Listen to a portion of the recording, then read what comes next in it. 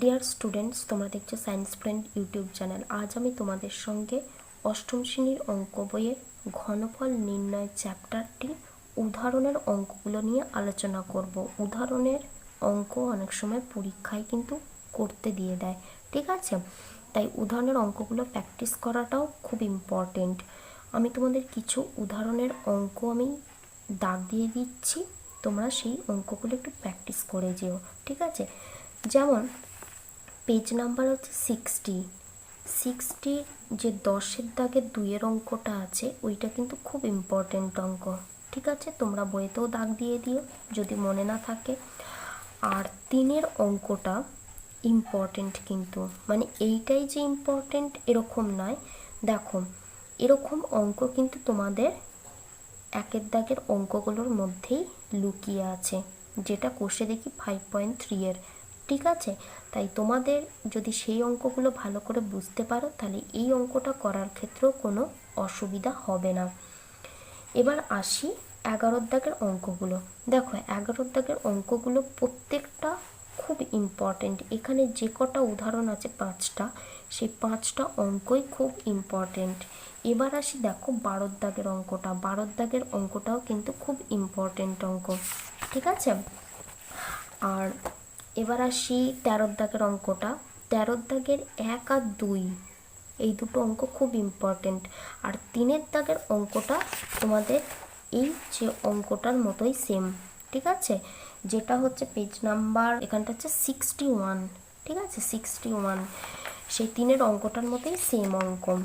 তোমরা যদি 1-এর দাগের অঙ্কগুলো ভালো করে বুঝতে পারো তাহলে এই ধরনের অঙ্কগুলো কোনো অসুবিধা হবে না। এবার দেখো, আসছি 14-এর দাগের অঙ্কগুলো। 14-এর দাগের অঙ্কগুলোর 1 নাম্বার অঙ্কটাও খুব ইম্পর্টেন্ট, 2 নাম্বার অঙ্কটাও খুব ইম্পর্টেন্ট, ঠিক আছে? এবার 15-এর দাগের অঙ্কটায় আসছি। 15-এর দাগের 2-এর অঙ্কটা কিন্তু খুব ইম্পর্টেন্ট অঙ্ক।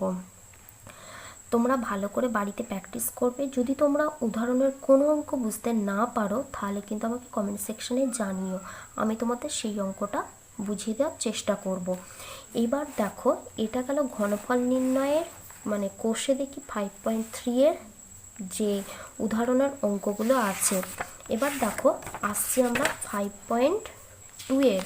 5.2-এর যে উদাহরণের অঙ্কগুলোর মধ্যে আমি তোমাদের কিছু অঙ্ক দাগ দিয়ে দিয়েছিলাম, আর যে অঙ্কগুলো তোমাদের আমি দাগ দিইনি সেইগুলো হচ্ছে, পেজ নাম্বার হচ্ছে 55-এর যে 3-এর দাগের অঙ্কগুলোর 11-এর দাগের 1-এর অঙ্কটা খুব ইম্পর্টেন্ট, আর হচ্ছে 3-এর অঙ্কটা খুব ইম্পর্টেন্ট, ঠিক আছে? এই দুটো অঙ্ক খুব ইম্পর্টেন্ট। আর এই দুটো অঙ্ক কিভাবে করতে হবে সেটা তোমাদের কিন্তু এই যেটা আছে হচ্ছে তোমার পেজ নাম্বার 56-এর যে 4-এর অঙ্কটা আছে, সেই 4-এর অঙ্কটার মতো, শুধু এখানে মাইনাস আছে, মাইনাস দিয়ে করতে হবে। আর এখানে কি আছে না, প্লাস দিয়ে করতে হবে, এটাই শুধু পার্থক্য, ঠিক আছে? তাহলে তোমরা প্লাস আছে যেহেতু প্লাসের সূত্র বসাবে, আর ওখানে যেহেতু মাইনাস আছে তোমরা তাহলে মাইনাসের সূত্র বসিয়ে অঙ্কটা সলভ করবে। আশা করি তোমরা বুঝতে পেরেছো আমি যে কথাগুলো বললাম, কারণ উদাহরণের অঙ্কগুলো থেকে কিন্তু অঙ্ক বেশিরভাগ সময়ই করতে দেয়। সেক্ষেত্রে যদি তোমরা কেউ করতে না পারো, নাম্বারটা কিন্তু কমে যাওয়ার সম্ভাবনাও থেকে যায়। তাই ভালো নাম্বার পেতে গেলে উদাহরণের অঙ্কগুলো কিন্তু সমানভাবে ইম্পর্ট্যান্ট, যেগুলো অনুশীলনীতে আছে, ঠিক আছে? আজ এই পর্যন্ত। নেক্সট ভিডিওতে আবার তোমাদের সঙ্গে দেখা হবে নতুন অঙ্ক নিয়ে।